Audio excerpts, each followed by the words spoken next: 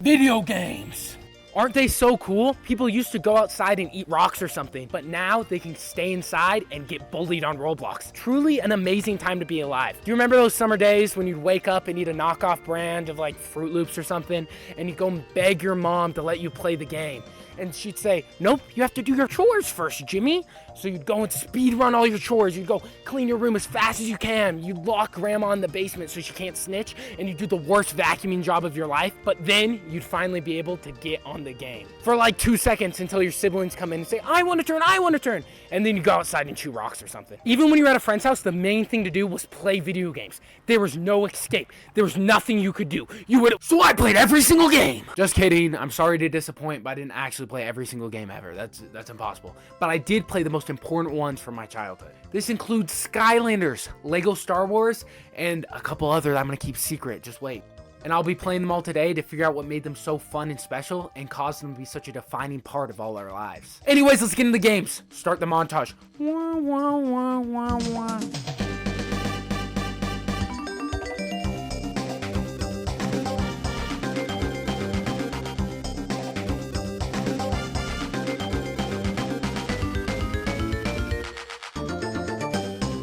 Okay, the first game we're going to talk about is Skylanders. For some context, this game was really special to me. It was probably my favorite game as a kid, like by far. I played every single Skylanders entry. I even read all the books.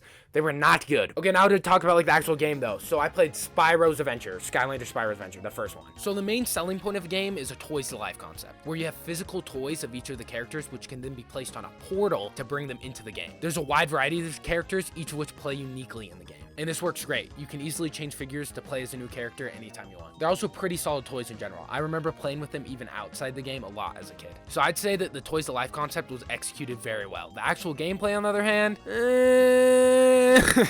it's very simple gameplay wise, which I assume is a result of trying to make such a large cast of characters playable. But most levels consist of spamming one button with little thought just to win. I think the gameplay is expanded upon in later entries with more complex puzzles and such, but this first entry definitely has some rough edges. Oh, and it crashed the first time I tried booting it up, so that was really fun. Despite its flaws, it still managed to be a lot of fun, mostly through the great character design. Take Spyro, for example. He's just a definition of cool. Like, look at him. Bro, he's what I wish I was when I was 5 years old. And this level of personality extends to all the characters. Like, look at Trigger Happy, Stealth Elf, Chop Chop. They're all so awesome. These cool and clever designs make it a joy to navigate through the world of Skylands. I mean, I can literally play as Terrafin. What else do I want? Oh, wait, actually, I have one more thing to say. I hate Hugo. Hugo's the worst. I'm a #1 Hugo hater. Okay, next game. Next up is Lego Star Wars, and oh boy, did it hold up well. I would mainly describe Lego Star Wars as a puzzle game, which is very unfortunate for me. Because although it may be puzzling how I'm not in prison after drawing this abomination, I unfortunately do not possess very many puzzling skills. The good news is the game is very casual. You have infinite lives and there's no time limit, so my lack of puzzle experience wasn't too much of an issue. The bad news is I still managed to struggle. Well, maybe struggle is too harsh of a word. I just kept getting lost and having no idea what to do. I'd like to blame part of this on the game itself, because it's not very clear what to do most of the time, but most of it was definitely me. But something that wasn't my fault was struggling with flying levels.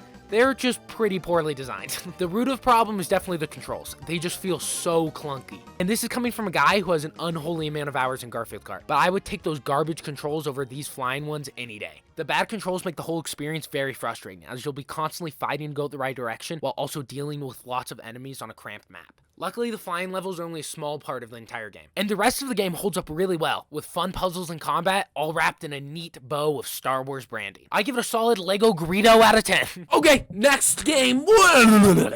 Time to talk about the game I know you've all been waiting for. I teased it at the beginning, and really, I could make an entire video just on this game alone. It just has so much to offer. And of course, that game is Disney Princess's Enchanted Journey. I know this game has already been talked to death, but rightfully so. No other game has made choices this bold. For example, the decision to make the gameplay repetitive and boring? Mwah! Chef's kiss. Who could have thought of this? Then there's also the unnecessary motion controls to interact with anything. Oh, I love going like this constantly. It's truly genius. Just the innovation to use a creative medium like video games, which has produced so many amazing pieces of entertainment, and then instead create Disney Princess's Enchanted Journey.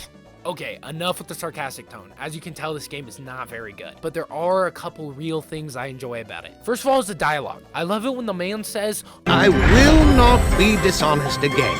That I promise. Or when the lady says, Why is this horse always in front of my house? The second thing I enjoyed was the multiplayer, because not having to play this game alone made it a lot less painful. And the last thing I enjoyed was nothing more, and that's it. Yeah, I don't have much more to say. Next game! Whoa! Okay, no more fake outs. Let's talk about Minecraft. So I played Minecraft Console Edition because that's the one I used to play a ton on the Wii U, and it did not disappoint. The first thing of note is how simple this version of Minecraft is. The restrictive hardware forces the worlds to have a limited size, and the game also hasn't been updated since 2018. Don't worry though, all the important features are still here. You can still build an exploding villager cannon. I don't know if there's really much more I can say about the gameplay itself. It's Minecraft. You can still mine, you can craft, you can question your life choices after you get destroyed by wither skeletons. It's all here. But now this leads me into my next thought. Is it better than modern Minecraft? I know this is a hot take, but I think in a lot of ways it is. Hear me out. So obviously modern Minecraft has a lot more features and just a lot more to do in general, which on one hand is really good because it allows you to be a lot more creative and have way more options. But I think it's also missing something that made Console Edition so fun: limitation.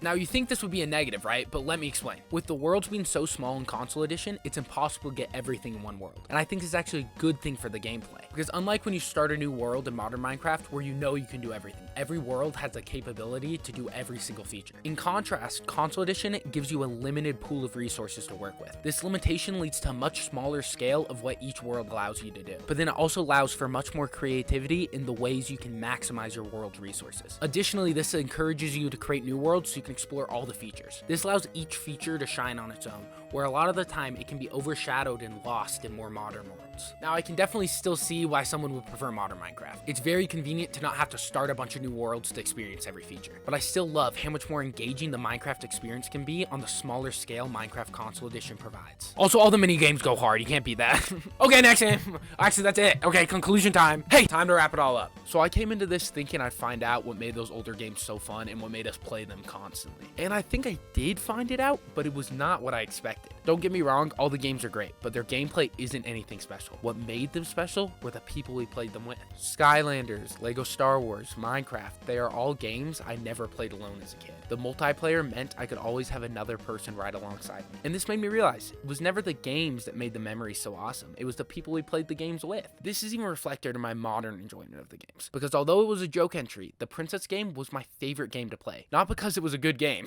Gosh, it was not a good game by any means. But I was able to play it with someone else, and I was able to share the experience with them, which turned into more than just playing a game. It was making memories with someone else. So in conclusion, the connections the game formed were the true magical log. And also, I freaking hate Hugo. He was my number one hater, bro. I freaking hate Hugo. Okay, that's the video. I've been Drumpy. Dude, click here, whatever, for subscribe. Bye.